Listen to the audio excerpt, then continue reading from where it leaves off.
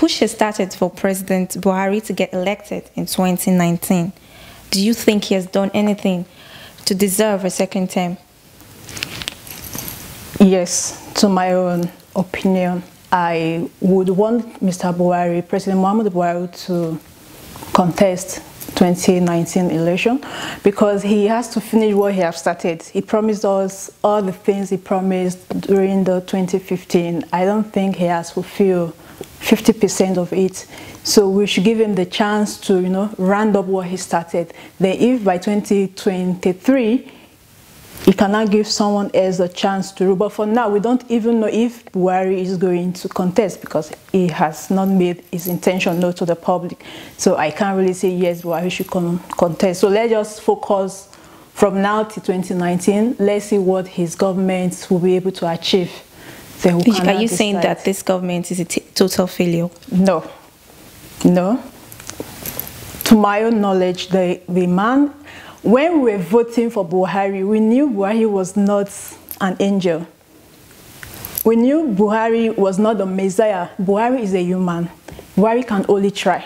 So with the few he has done so far, I can say yes, the man has tried. When you say the few he has done so far, yes, terrorism to the minima, corruption, though people we are not really convinced, but I think the man has, because I believe that the first step in fighting corruption is to expose corruption. So without we knowing that yes, so person is a thief, we will not know how to fight them. So until that is done, they will not move to the stage 2. So for now, Buhari has done so well in exposing corruption. Speaking of corruption, the controversy surrounding Abdulrasheed Maina's reinstatement keeps dragging as no one is ready to take the blame. Who do you think should be held responsible in the whole of the saga? Okay. The question is this: who brought Maina into the country? That's the question nobody's yet to answer. Then the second, who reinstated Maina? The government. Who is looking for Maina? The government. So the government knows what they are hiding. So it is time for the government to come out and tell us this is our stand. Because we keep hearing news that Maina is on the run. Maina has been working since September. Maina has been in the country since last year, 2016. So the government can tell us that they were ignorant of the presence of Maina. So, and for that, I'm disappointed. I'm seriously disappointed, because I know the government is not looking for Maina. To my own opinion, the government is not looking for Maina, because the government know how to fish at Maina, if truly they are looking for Maina. So I'm disappointed, and I want those that reinstated Maina, they should arrest the people involved, the party involved. Once they are arrested, they will fish at Maina. The president keeps saying that he's not aware of Maina's reinstatement. He's not involved. Do you think that he's speaking the truth? The thing is this: President Muhammadu Buhari is one person. The government of President Muhammadu Buhari is President Muhammadu Buhari. So government, I keep using the word government because Buhari now is the government.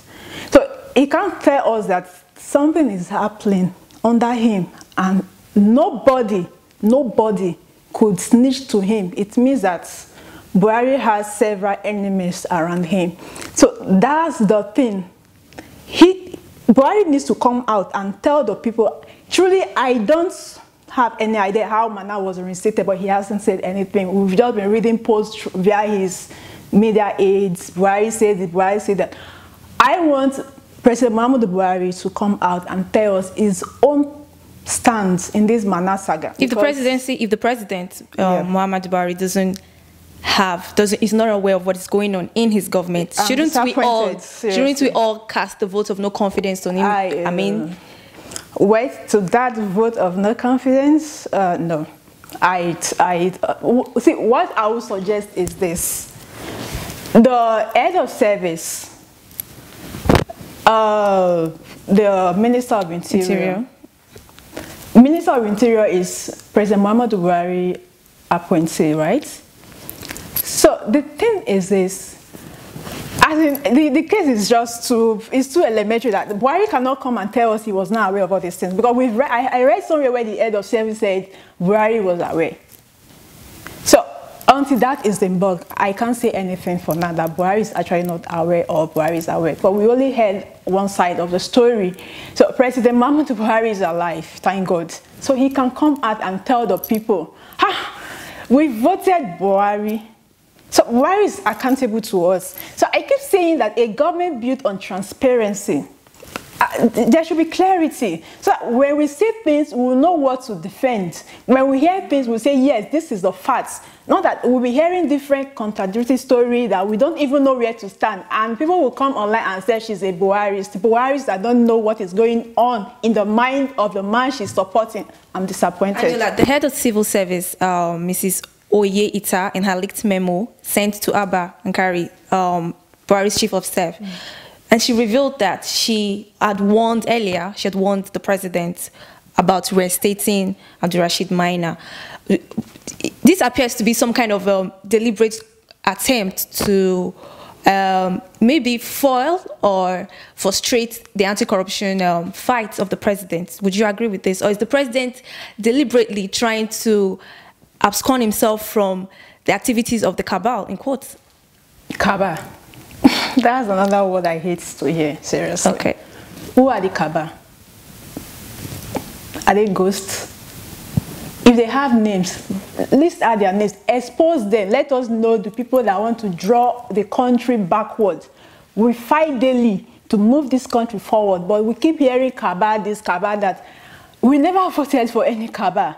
I voted for President Muhammadu Buhari. So Buhari should not come out and tell us one cabal or one cabal this. If the chief of whatever, he's guilty of it, bring him down, investigate him. Anybody that is in connection with this Maina saga or scam, bring them out and prosecute them and stop this shameful acts, blah, blah, blah. You know, the woman said Buhari is aware, but we've not heard from Buhari.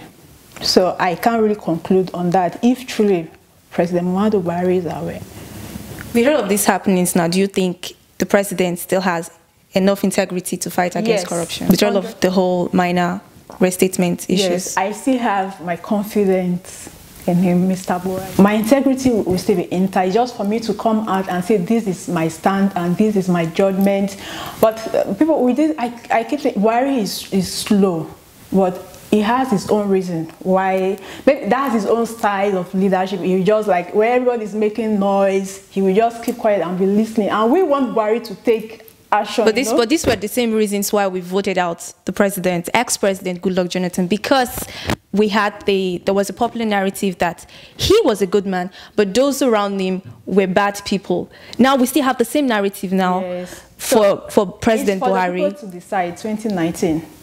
If they think they don't want Buhari to continue, vote him out. We don't give power to the leaders. We only vote them in and give them authority to rule.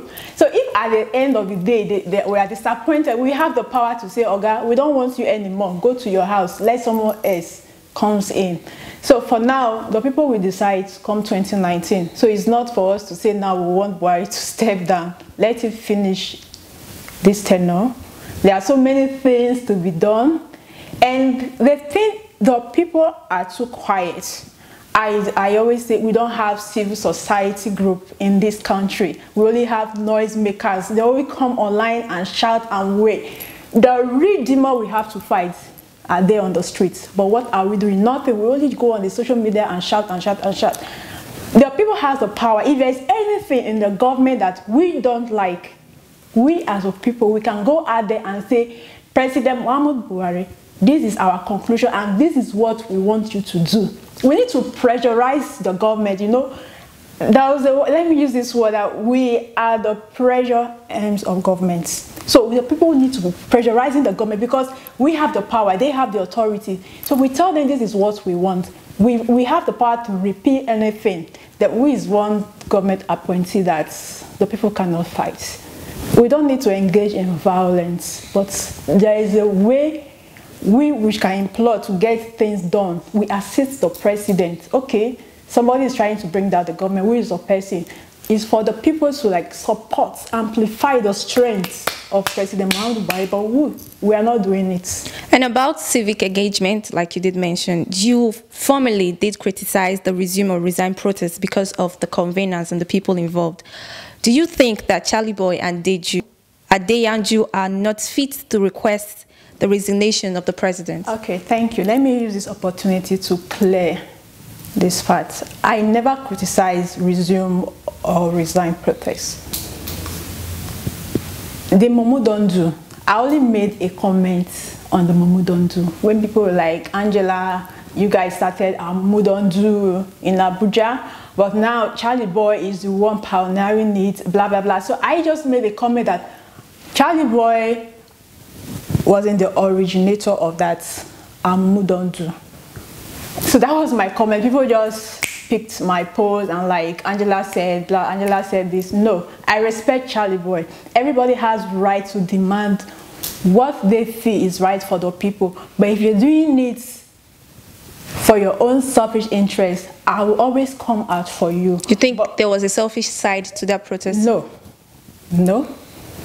For as to my knowing, though we had people saying they were paid, but it was not proved. So it was not proved. So Buhari actually came to the country. Yeah, thank God they came. It means their voice we heard. So we can always voice that. I never criticized the resume and the resign. I only gave my comment on the Momo don't do, the name. And I also noted the person that formulates that name. I don't even know the word to use. So that was my comment I gave. I didn't criticize Buhari. Charlie Boy, I respect Charlie Boy. He's a father. I can say it anywhere. But I never condemn the resume or resign protest. And you never condemned the person, Charlie Boy, because there was a post on Facebook where you typed that though a man who publicly displays his nudes. Yes, because what credibility does he have to? We are looking up to as a father. That is the man we're looking up to as a father, and now those pictures are. Somebody sent the pictures to me. I was like, wow, this is not Charlie Boy. He said, this Charlie Boy, I should look. I said, okay. So, and the person like, Angela, your Momo don't do campaigns is a mess already because of this. So that was why I put up that post that we originated the name our Momo don't do, because we have a purpose for it. The purpose was for us to fight the criminals in government, fight every political criminality in governance, not the way it was being used. So I was actually disappointed. So that was why I put up that post. So how does the nudes of Charlie Boy affect the credibility and efficacy of the Momo don't do protest? Yeah. Charlie Boy is standing as an ambassador for our Momo don't do. And at that period, people were criticizing us that they wouldn't, if that kind of a man would be the one that would spearhead the campaign, our Momo don't do, then we are a failure already. So every child would have been disappointed. I was disappointed, seriously. So I had to let out my emotion, and I can say I regretted it. Angela, if we keep looking at who is leading a protest action, we may never really get to protest in the first place. So shouldn't we be looking at the purpose of the protest and not the persons involved? Yes, the purpose, yes. That was why I said my article was not on the resume or resign protest. I only address the group we created, our Momo don't do. See, everybody, every Nigerian has right. It is our constitutional right for us to go out there and pressurize the government, protest whichever way we want to do it, engage them. If they don't want to listen, we can go in there and shut them down. Yes, we've been doing it, and they can't do us anything for as long we are not violent, you know. So anybody that wants to organize protest, fine, do it. If we see your demand is okay, it's not politically motivated, call me, I will attend.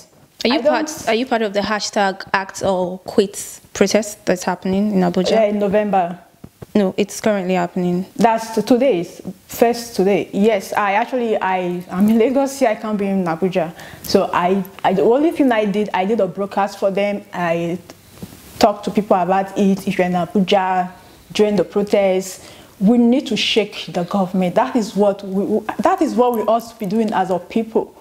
Tell the president, eyeball to eyeball, we don't like this. This is what we want. Change.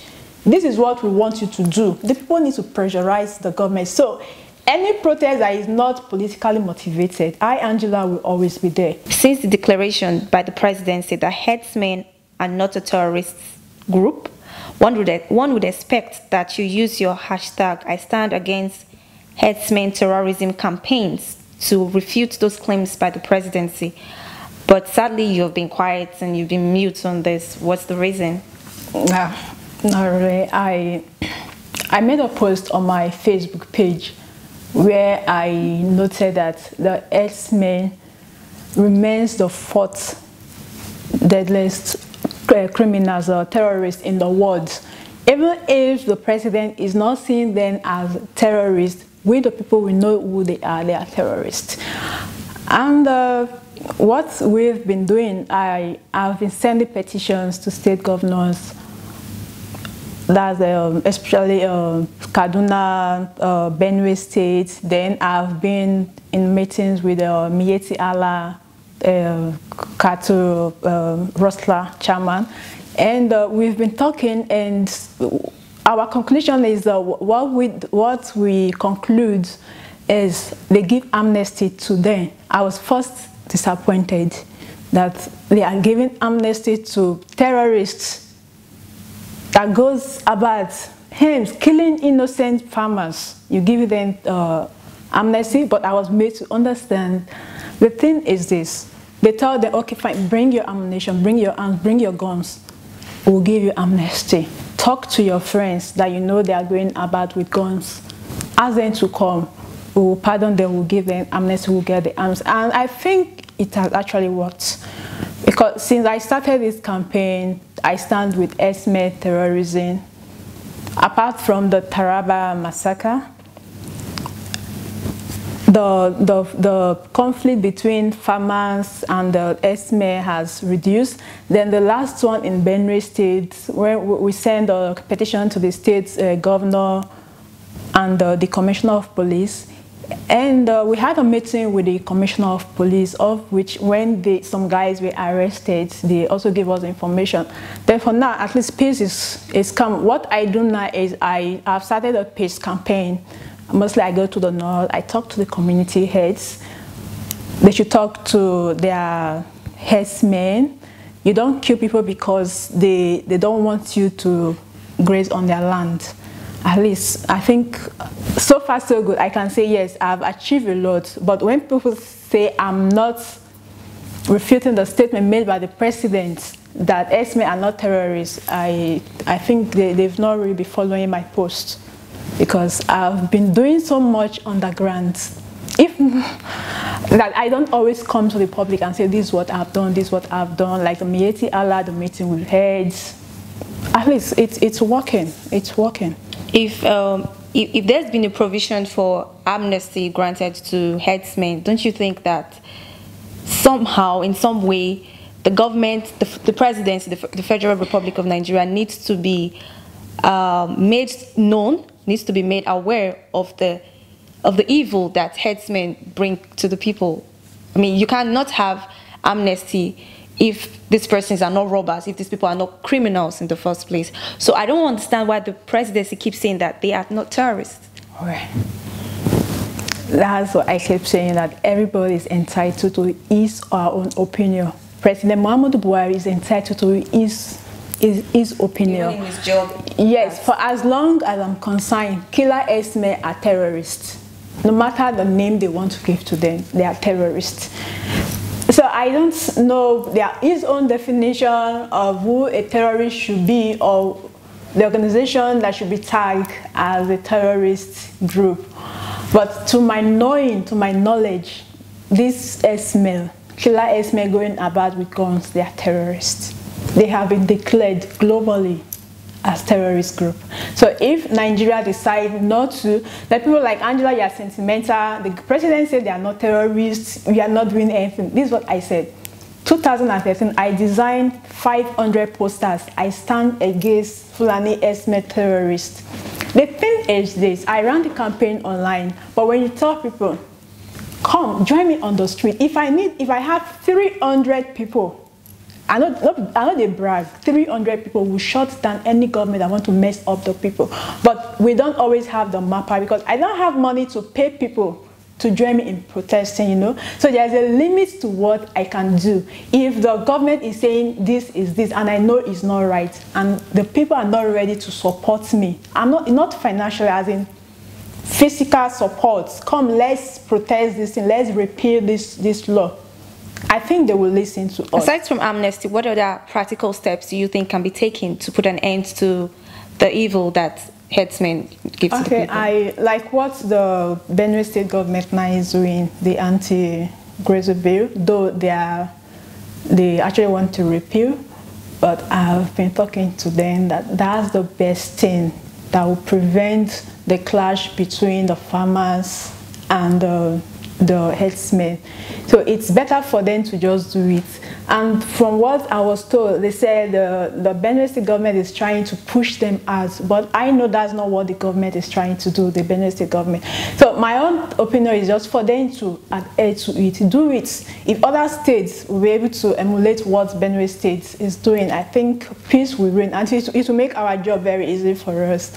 Then as for the amnesty I made mention of, it's Katsina State government that is doing that for now. So, and I think, well, it's an association anyways, so that's what they feel will limit the attack on the farmers, and I think it has been helping. Let's move to NGOs bill.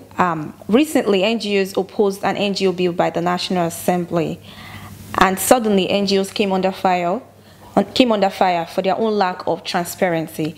Was this coincidental?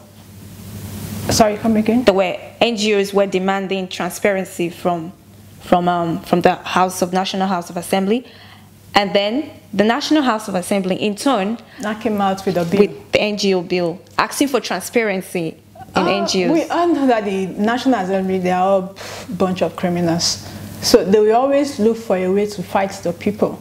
So, and to their own knowledge, they think that's the only way they can, you know, tame the people that, yes, before we want to carry out any event, they will have to evaluate and see if it's against us, no, you don't do it. They know what they are hiding.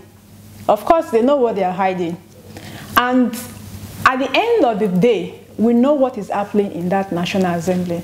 And we wonder why the government is not fighting. The EFCC or wherever is not looking into the National Assembly, because at the end of the day, people will still count it as Buharist's failure. Do you think that NGOs are corrupt? NGOs? Yes. If you don't have anything to hide, so fine, there should be transparency. Let them check on because you. The National Assembly is saying that some NGOs have been used to fund terrorism. Yeah, if you study money laundering at money laundering, terrorism, you see that most of these, not even just in Nigeria alone, NGOs are mostly used because why? Eyes are not on them. So it's easy for money to pass through it without anybody being noticed. So you're saying the Senate is right in proposing for an NGO bill which seeks the transparency of NGOs? Yes, they are right. Lastly, how would you analyze the criticism of the opposition parties in the last 2 years of the administration of the APC? In summary, opposition makes democracy heady. If there is no opposition, then we're not practicing democracy. So their criticism, if you do it constructively, it's good. But if you are destructive in it, you're only criticizing, you're not giving ideas, you are just a noisemaker. So opposition, I don't see them as the enemy of states. Because I keep asking people, if your wife is an opposition, supporting the opposition, and you are supporting the ruling party, will you drive her out? No.